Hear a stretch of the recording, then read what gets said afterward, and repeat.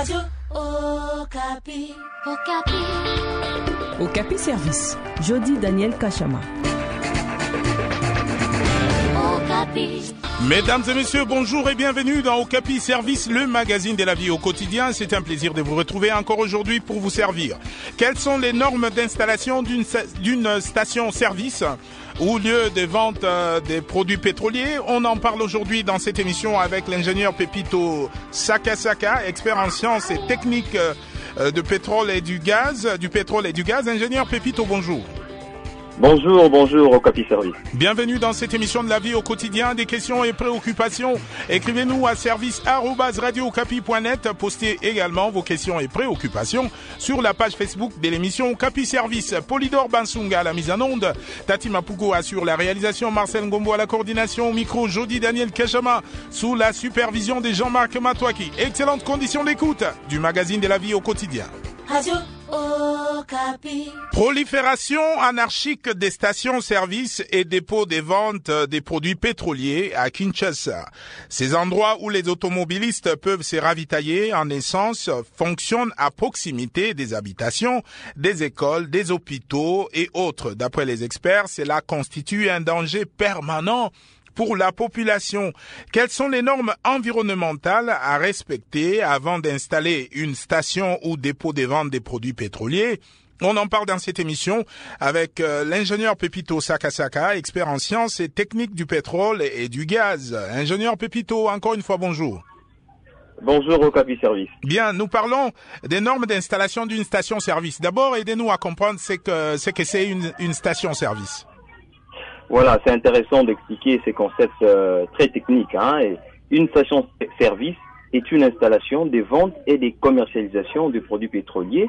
On peut retrouver aussi certaines activités connexes. On peut constater qu'il y a des banques, il y a des services pneumatiques, il y a des boutiques, ainsi de suite. Donc, en résumé, une station-service, c'est là où on peut vendre le carburant. Et les dépôts pétroliers, c'est une installation d'entreposage de produits pétroliers. Donc, où on peut stocker momentané, et voilà, et peut-être à la suite qu'on pourra vendre. Bien, à Kinshasa, on assiste ces derniers temps à une prolifération anarchique des lieux de vente des produits pétroliers. Je ne sais pas si vous avez fait le même constat. Effectivement, on peut le constater, dans tout le coin et recoins de la capitale, il y a des stations un peu partout, même dans des milieux où on pouvait estimer que ce sont des milieux reculés. Maintenant là, il y a des stations, il y a même des dépôts pétroliers. Les constats est fait par tous, mais c'est seulement, il y a 2 points à encourager et puis il y a 2 points à condamner. La prolifération nous produit des effets. Il y a les soucis de répondre à un besoin énergétique. Vous êtes sans ignorer que la RDC a vraiment ses besoins énergétiques. Les gens ont besoin d'avoir le carburant. C'est un besoin, il faut combler. C'est vide, c'est pourquoi il y a cette prolifération, mais de notre côté, il y a aussi des conséquences, des effets sur l'environnement. Alors, ce sont des choses à condamner. Et puis, il y a des éléments que nous avons évoqués tout à l'heure là, qui nous poussent à lever les temps et puis à interpeller l'autorité, à intervenir avant que le pire arrive. Nous parlons des normes d'installation d'une station-service. Donc, le constat est que actuellement à Kinshasa, il y a des stations un peu partout, à proximité des habitations, des écoles, des hôpitaux et autres. Alors, dites-nous, ingénieur, quelles sont les normes à respecter avant d'installer une station-service? Voilà, les normes sont pléthoriques, mais nous pouvons résumer ceci. Avant d'installer une station-service, il faudrait d'abord passer par l'analyse du secteur. Analyser ces secteurs, cela veut dire quoi? Respecter la réglementation, respecter toutes les lois. Il y a une législation en la matière, la loi numéro 15/012 portant régime général des hydrocarbures.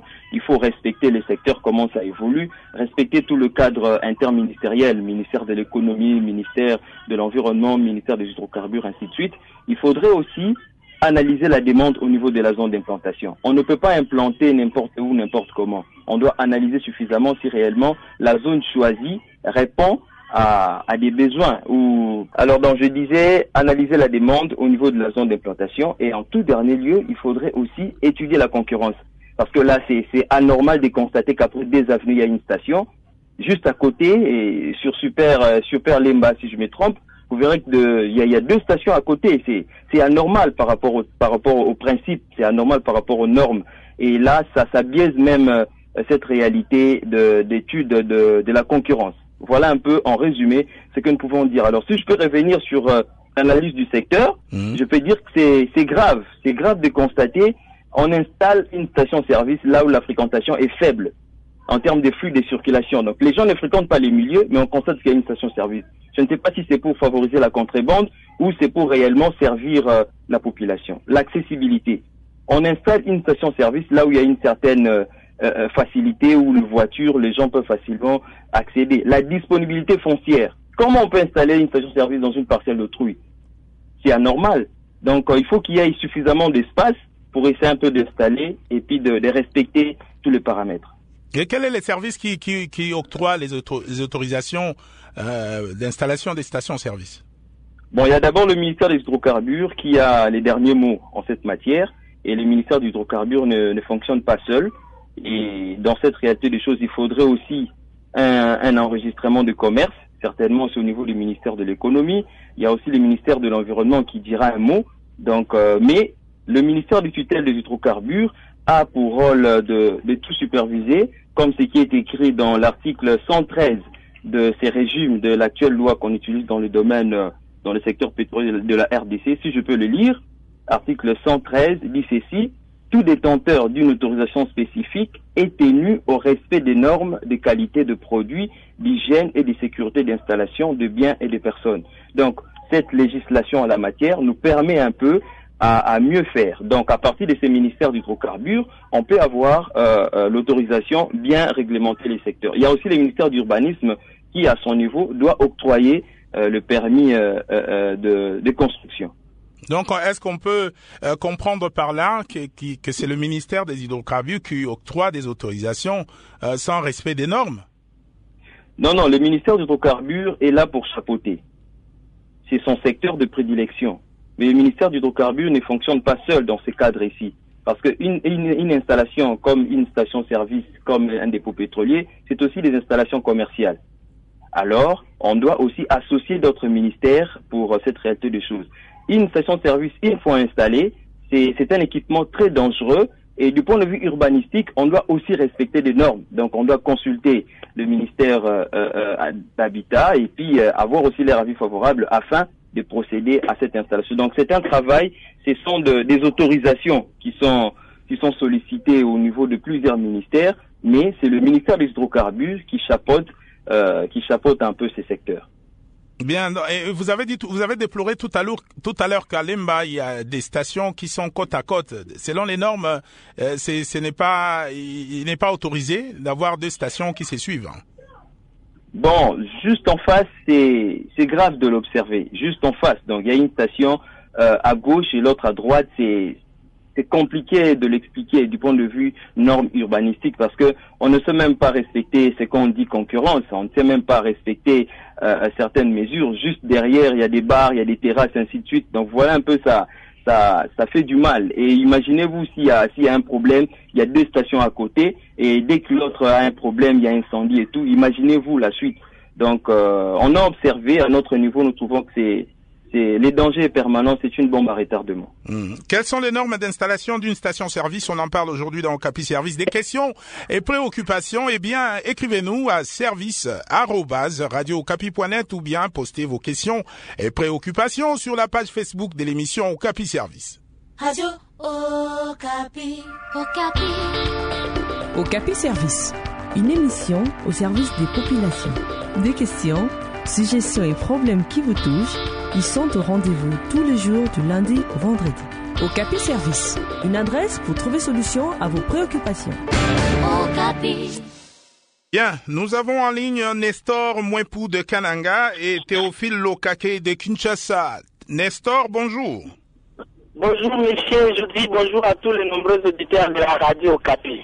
Bien, Nestor, la question est de savoir qu'est-ce que vous avez à nous dire par rapport aux normes d'installation d'une station-service. Ok, comme je l'ai un peu posté dans les commentaires, moi je dirais d'abord que le gouvernement doit prendre ses responsabilités pour déléguer soit un ministre du tutelle pour qu'on fasse un peu en quelque sorte des attributions aux gens, aux tenanciers de ces services-là, de ces stations-là de pétrole et aussi d'autres, afin qu'ils puissent un peu avoir un endroit où il n'y a pas une concentration de gens. Parce que ici à Canada, nous avons été victimes l'année dernière sur l'avenue Lusambo. Il y a toute une ribambelle de stations. Il y a eu une station qui a pris feu et il y avait eu des dégâts matériels et aussi des dégâts humains. Et l'État vraiment devra songer à ça vraiment. Sinon, on risque d'assister aux différents incendies vraiment, ce qui n'est pas vraiment Nestor, bon. Il y avait combien de stations sur cette rue-là? Je vous ai dit qu'il y a une prolifération de stations. Il y a à peine 10 sur cette rue-là, sur cette même avenue-là. Et là, vraiment, j'avais préconisé à ce que le gouvernement puisse donner à ces gens-là un espace, ou bien il faut les obliger, les imposer à ce qu'ils puissent aller là où il n'y a pas une forte concentration de gens. Parce que sur la ville de Kananga, c'est tout le monde qui veut vraiment construire dans le cœur au cœur de la ville. Mais il y a bien des espaces qui sont vides juste là.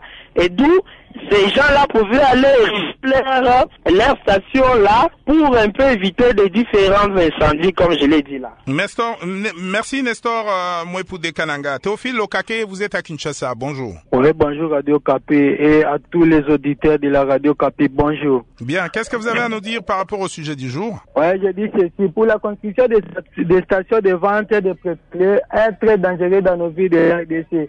Le mal est qu'ils construisent toutes ces stations proches des hôpitaux, écoles et marchés. C'est pour garantir la sécurité de la population ou soit pour provoquer les dangers à la population congolaise. Le gouvernement congolais doit assumer sa responsabilité. Cette construction des stations doivent être dans des places qui sont isolées ou soit loin de la ville pour garantir la sécurité de la population et éviter aussi les dangers.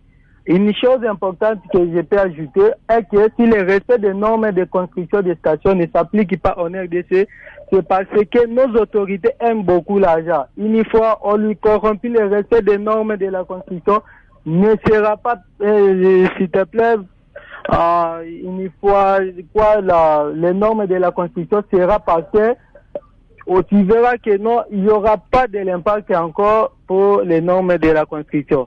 Nous devons changer nos mentalités pour un Congo nouveau et fort. Merci beaucoup. Bien. Achille, vous êtes à Mikalai, à quelques kilomètres de la ville de Kananga. Bonjour. Bonjour, monsieur Jody, à 35 kilomètres de la ville, je le dis. D'accord, à 35 kilomètres de la ville de Kananga. Qu'est-ce que vous avez à nous dire par rapport à l'installation des stations-service et dépôts de vente des produits pétroliers? Je salue d'abord cette thématique du jour, intéressante. Et le constat amer que je fais sur toutes nos villes, les stations-service et dépôts de vente sont construites tout au long des artères. Les panneaux sont presque dans la rue. Hein. Vous allez constater que les panneaux des prix peut-être sont mis presque dans la rue et cela constitue un grand danger pour la population locale qui est exposée au risque de la vie. Et puis, il n'y a pas longtemps, Rwanda, en Angola, un camion nous s'enfonce dans une station-service et puis il y a eu peut-être en vie humaine, ce qui n'est pas du tout intéressant pour un gouvernement vraiment en place. Et puis, je suggérerais à l'État congolais d'interpeller tout le responsable de ces sites avec un délai fixé afin de placer leurs stations dans des endroits isolés pour diminuer les risques causés par cette pratique qui n'est pas du tout légale ou qui ne correspond pas vraiment aux normes de la loi. Alors ma question que je peux poser à l'invité est de savoir, au regard de la loi, parce que ceci intéresse peut-être le ministère des hydrocarbures, des cadastres, et pourquoi pas aussi des urbanisme et habitat. Bien, merci Achille de Mikalai à 35 km de Kananga. Bien, ingénieur Pépito, vous avez suivi les différentes préoccupations des auditeurs. Il y a l'un des auditeurs a dit c'est à cause de la corruption qu'on assiste aujourd'hui à cette prolifération anarchique des stations et dépôts des produits pétroliers. Qu'est-ce que vous pouvez dire à ces auditeurs? Bon, je dirais que la prolifération est normale, entre guillemets, des stations-service, vu le besoin qu'on a sur le plan énergétique. Même en Égypte, dans la capitale Caire, actuellement, les stations sont doublées, donc sont multipliées. C'est normal. Kinshasa a besoin de carburant pour suffisamment s'approvisionner. Mais seulement ce qui dérange, c'est la manière dont ces stations-là sont implantées. C'est là où nous devons réfléchir. Bon, dire qu'il y a, ça prouve qu'il y a une certaine corruption ou quoi. Je ne sais pas bien le démontrer, mais seulement je reste technicien. Je me dis qu'il y a des soucis. Le gouvernement a sa place et la population aussi a sa manière de voir les choses. Si quelqu'un vient acheter une parcelle pour implanter une station-service chez toi à la maison, mais c'est à toi de poser toutes les questions, si réellement il a toutes les autorisations. Et la population aussi doit à un certain moment collaborer avec ces installations-là. Quand ils viennent, ils ne viennent pas imposer les choses, mais ils viennent collaborer, bien qu'ils ont des normes, ils ont tous les documents. Donc il y a d'un côté notre ignorance aussi, étant que la population, nous ignorons de tout, et de notre côté aussi, le gouvernement doit suffisamment nous protéger, parce qu'il y a la loi, il y a les documents, il y a les structures étatiques qui devraient normalement répondre à toutes ces questions pour éviter les pires. Parce que il y a l'année passée, en 2019, le 28 septembre, au niveau des Bonhommes, il y a eu un dépôt pétrolier qui a pris feu. Et heureusement qu'il n'y a pas eu de dégâts en perte en vue humaine, mais il y a eu des dégâts matériels consistants. Donc ce sont des cas comme ça qui passent au moins, chaque année on a au moins un cas d'incendie d'une station, c'est pas moi, d'un dépôt pétrolier. Donc c'est quelque chose qui doit nous interpeller, qui doit pousser les autorités à être plus vigilants. Et du côté de Brikine, il y a eu également une station, la station Okapi qui avait pris feu, et il y a quelques maisons aux alentours qui étaient également touchées. Voilà, c'est ça le souci. Donc au moins chaque année on a un cas ou deux sur l'étendue de la République. Alors que c'est là, ça doit vraiment nous interpeller, parce que quand une station-service brûle, imaginez-vous, c'est un investissement qui brûle parce que c'est une installation commerciale. Il y a des gens qui travaillent là-bas, et imaginez un peu les dégâts. Et déjà nous sommes en train de déplorer le taux de chômage qui ne cesse d'agrandir. Donc le gouvernement, la population devront travailler ensemble pour essayer un peu de soulager tant soit peu cette réalité des choses. Bien. Alors si on comprend bien, une station-service doit être loin des habitations. Bon, il y a des normes qu'il faudrait respecter. Je l'ai dit tantôt, il y a des normes qu'il faudrait respecter. Parmi ces normes-là, il y a aussi cette distanciation que la station devrait respecter. Parce que la station, pourquoi? Elle détermine une zone à texte, une zone explosive, au travers le vapeur qui se volatilise lors de chargement. Quand on essaie un peu de remplir son moteur, il y a des vapeurs qui se volatilisent. Ces vapeurs-là créent une certaine zone explosive. Donc, cette zone-là est vulnérable à des sources de chaleur. Donc, il suffit qu'il y ait une source de chaleur, la zone-là peut facilement s'enflammer. Imaginez-vous, à côté d'une station, il y a, je ne sais pas moi, un atelier de soudure où il n'y a pas assez de sécurité. Donc, le mal peut intervenir à tout moment. Donc, voilà un peu, on souhaite que ces stations-là soient au niveau des portes d'entrée. Selon les urbanistes, ils souhaitent que les stations-service soient au niveau des portes d'entrée de la ville. Par exemple, au niveau de Maluku, des endroits un peu reculés du centre-ville. Là, c'est pour de grosses stations, des stations où il y a plusieurs pompes, il y a plusieurs installations. Mais pour des petites stations, on peut retrouver une station à une pompe, à deux pompes. Là, on peut le retrouver dans certains milieux, dans certains parkings de la ville du centre-ville. Mais pour une grosse station, comme on peut encore l'observer à Kinshasa, là, il faut encore revoir. Et je ne sais pas moi, le plan urbanistique de Kinshasa en 2050, il faut tenir compte de ça, parce que c'est une installation à observer de près. Bien, nous allons accueillir Frédéric de Kinshasa. Bonjour. Oui, bonjour monsieur le journaliste. Bonjour invité. Qu'est-ce que vous avez à nous dire par rapport aux stations-service qui prolifèrent à Kinshasa? Oui, à mon humble avis, je note juste d'abord donner le collecteur à l'État congolais. Et vous verrez dans notre pays bien organisé, vous verrez que les stations de services pétrolières sont construites selon la distanciation, parce que ça pourrait créer des risques sur la population locale. Vous verrez, moi-même, j'ai vécu quand j'étais dans la ville de Kananga, il y avait une station de services pétroliers qui s'est brûlée comme ça. Il y avait encore des risques de vie humaine. Et en plus, vous verrez ici, à Kin, si vous voulez voir, le voir où il est, il y a des stations qui se suivent. Et ce sont des risques pour notre environnement. Et en plus, il faut que notre État congolais prenne des choses et prenne des mesures strictes afin d'épargner sa population à la place des vies humaines. Bien, merci Frédéric de Kinshasa. Jérémy, vous êtes à Lubumbashi. Bonjour. Oui, bonjour Monsieur Jordi, bonjour également à l'invité. Qu'est-ce que vous avez à nous dire par rapport aux stations, services et dépôts des produits pétroliers qui prolifèrent à Kinshasa? Je ne sais pas si à Lubumbashi, c'est le même constat. Oui, j'allais en venir. Vraiment, le constat est amer. Il faut le dire, c'est le cas de le dire. Parce que actuellement, les stations pullulent comme des champignons. Ça, il faut le dire et marteler là-dessus. Ça veut dire que sur chaque artère, il faut vraiment, sur chaque grande artère, vous allez apercevoir ces stations-là. Et je me dis, c'est juste côte à côte avec les institutions scolaires. Alors, je me pose la question. Que fait les ministères ayant en charge l'environnement? Je pense que les deux ministères devraient travailler concomitamment pour tracer au clair cette situation. Je pense que dernièrement, le ministre de l'Environnement était ici. Je pense qu'il a vu tout ce qui se passe en province.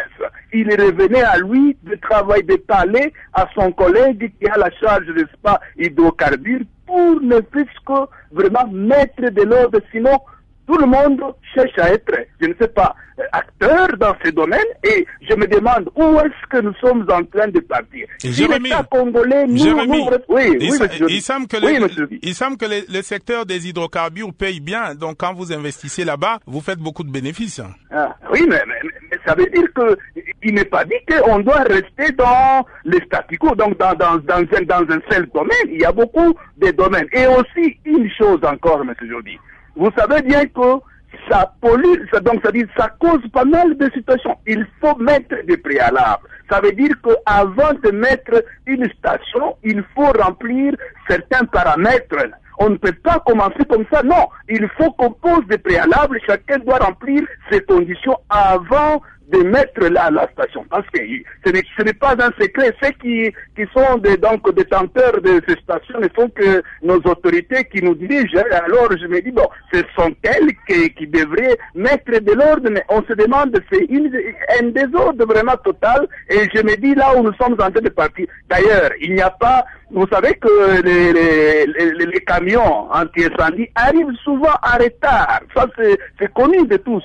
Mais quand vous exposez toute la population comme ça, avec tous ces dangers-là qui la guettent, mais je me demande, il faut nécessairement que le gouvernement s'y attelle et tranche sur ce problème, débat, donc ça dit traite de ces problèmes pour que vraiment on puisse mettre qui doit ouvrir une station et qui n'a pas, celui qui n'a pas rempli les conditions, il n'a qu'à fermer complètement, ou soit il va dans une autre activité. Il n'est pas dit qu'on n'a qu'une seule activité. Non. Et en plus, je sais que ça contribue quand même au développement de notre pays, ça c'est connu de tous, parce que il y a à un certain moment, les gens souffraient avec des bidons à gauche et à droite, mais avec ce système de Kadhafi qu'on appelle ici à Lubumbashi, mais je me dis non, ça a quand même propulsé le pays dans le développement, mais il n'est pas dit que le développement, il faut y aller dans le désordre. Merci. Parce que les écoles pullulent aussi comme des champignons, et lorsqu'on croise les deux problèmes à la fois, c'est la société qui va en pâtir. Merci, il fallait Jérémy. que vraiment l'État prenne les choses à bras le corps. Merci Jérémy de Lubumbashi.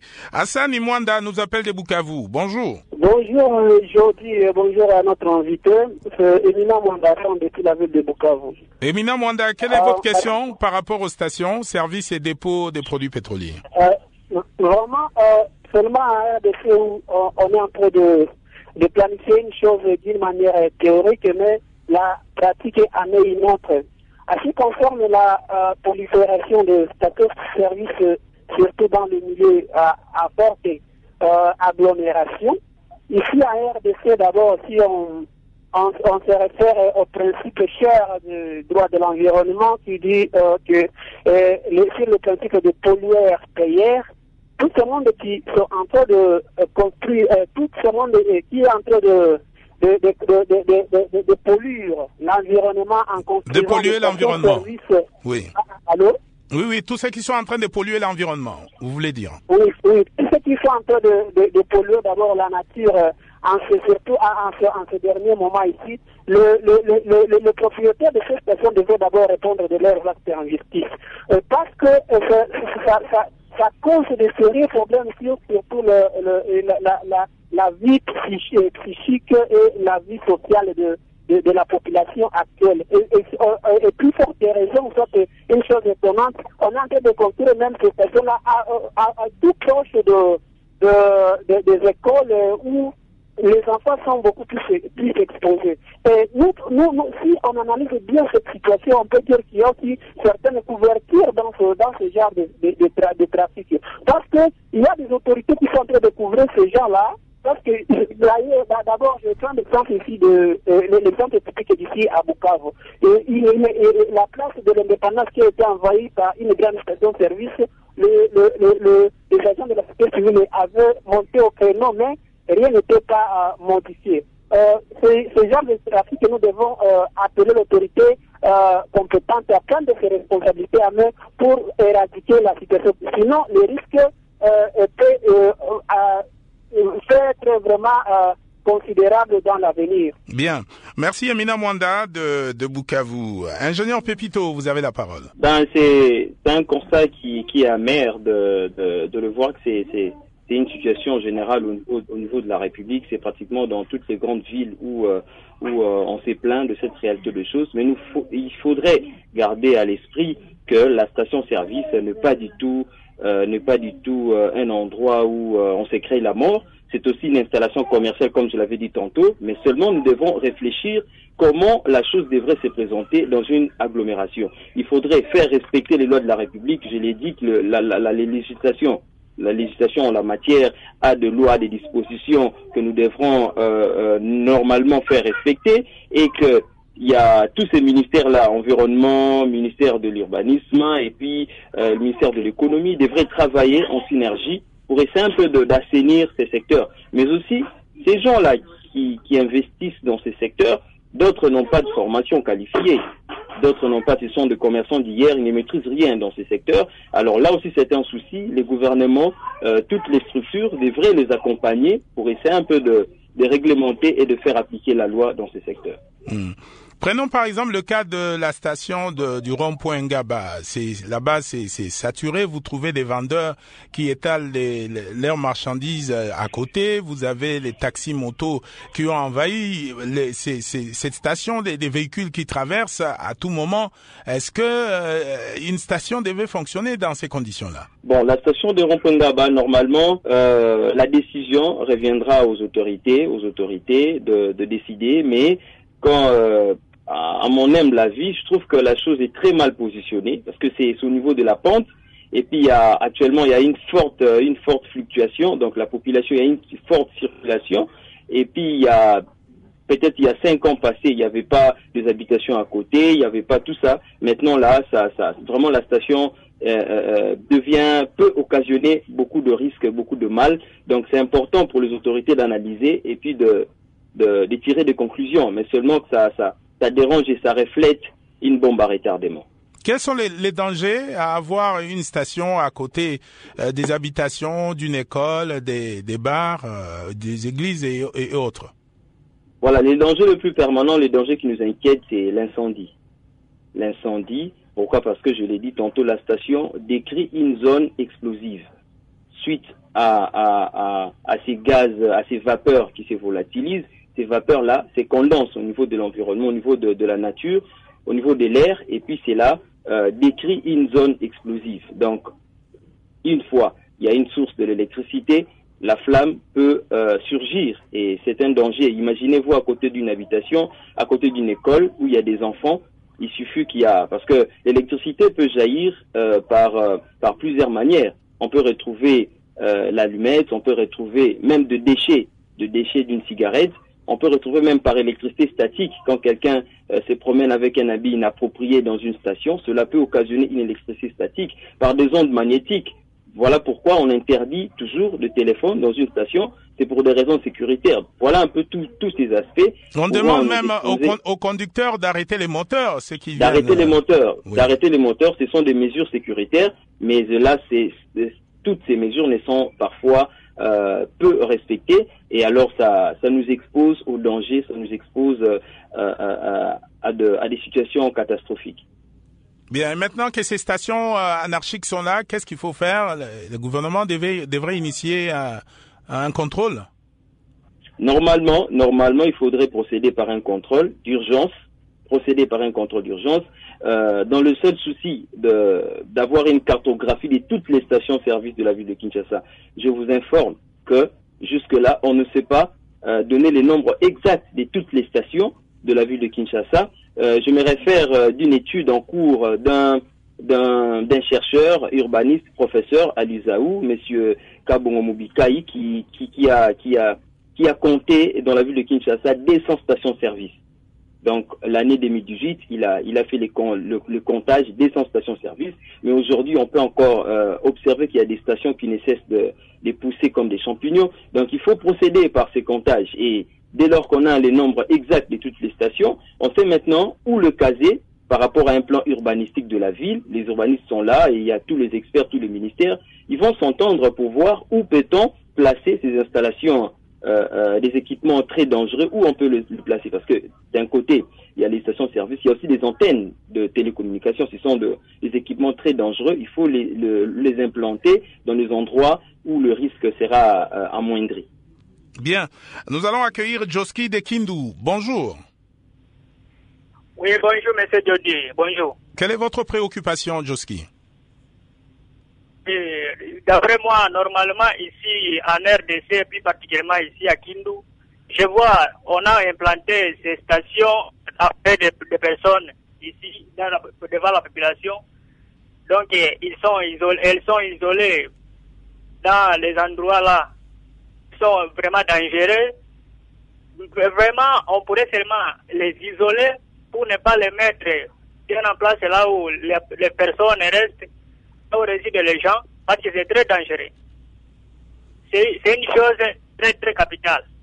Parce que une fois qu'il y a l'incendie, c'est la population qui sera la victime. C'est très dangereux. C'est pourquoi je demande au gouvernement d'assumer sa responsabilité sur cette chose-là. C'est très bénéfique pour ça.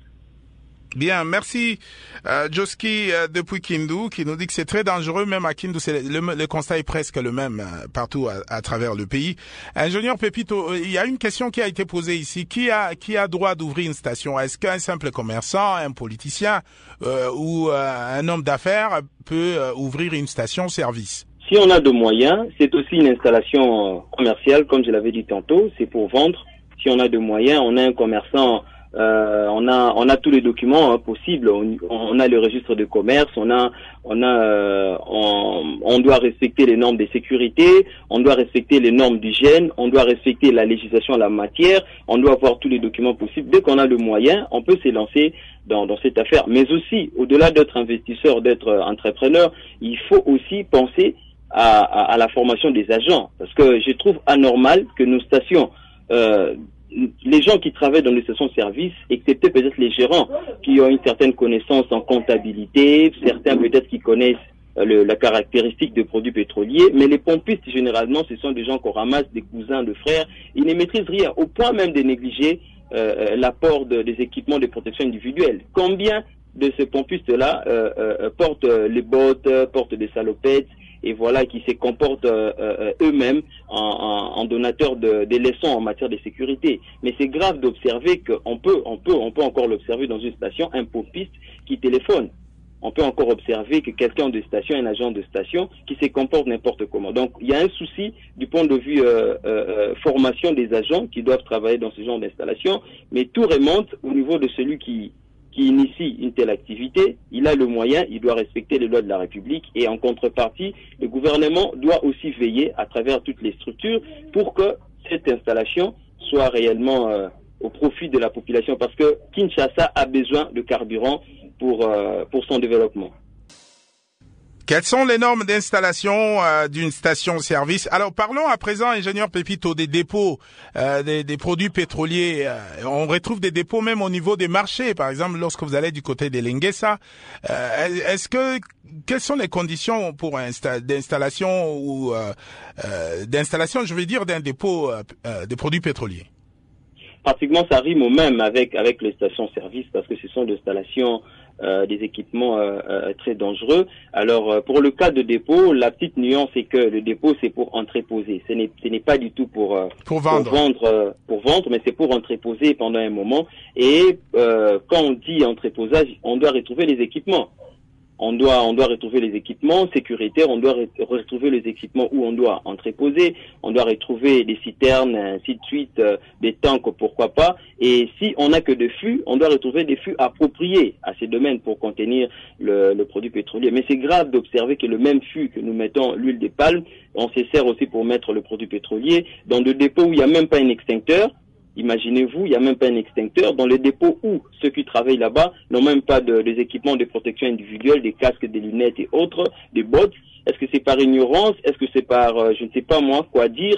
Donc ça dérange. Alors, le dépôt pétrolier, on entrepose le produit pétrolier, ça devrait normalement se retrouver dans des milieux périphériques. Et ça devrait aussi se retrouver à côté, entre guillemets, d'une rivière. Au cas où il y a un petit problème, on peut se servir soit du sable, soit de ces taux-là pour intervenir, mais du moins à côté d'une rivière pour essayer un peu d'équilibrer du point de vue de l'écosystème avec toutes ces vapeurs-là qui sortent des réservoirs, qui sortent des fûts, et avec ce que de l'eau donne comme de l'énergie, ça pouvait quand même être équilibré. Mais quand on constate qu'un dépôt pétrolier est implanté, comme vous l'avez dit, en plein Mariano, où il y a des maisons, il y a des bars à côté, et comprenez, sur l'avenue Khartoum, si je me trompe, dernièrement, il y a eu l'incendie d'un dépôt pétrolier où cela a ravagé cinq maisons. Donc c'est grave, c'est triste. On ne fait que compter des morts, mais on ne sait pas agir. Et pourquoi on ne sait pas agir, surtout que c'est des produits extrêmement dangereux? Je tiens à vous féliciter, Radio Okapi, d'avoir parlé de ces sujets. Peut-être c'est tabou, peut-être la population aussi est habituée avec des morts et des morts, mais c'est important d'en parler au niveau de médias, d'interpeller les autorités, d'interpeller les décideurs, d'interpeller les entrepreneurs, et puis d'éveiller la conscience de la population pour qu'une solution soit trouvée.